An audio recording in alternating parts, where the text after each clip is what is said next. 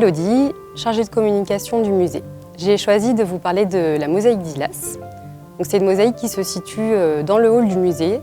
C'est une mosaïque qui est assez grande, qui représente du coup Hylas qui se fait enlever par les nymphes.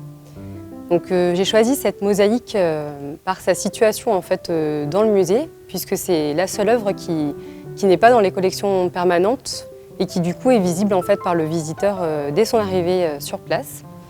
Je trouve que ça lui confère un peu une atmosphère particulière, puisque c'est une œuvre qu'on oublie presque au quotidien quand on travaille au musée, tellement on la voit en fait, tous les jours. C'est aussi une œuvre que j'aime beaucoup parce que c'est un lieu devant lequel on se retrouve beaucoup. Il y a pas mal de visites du coup, qui partent depuis cette œuvre-là. C'est un endroit où on va se retrouver pour des rendez-vous ou pour accompagner certains visiteurs. Et je trouve que ça lui confère une ode un peu particulière. C'est aussi une œuvre qui a du coup une très belle luminosité le matin, notamment en été.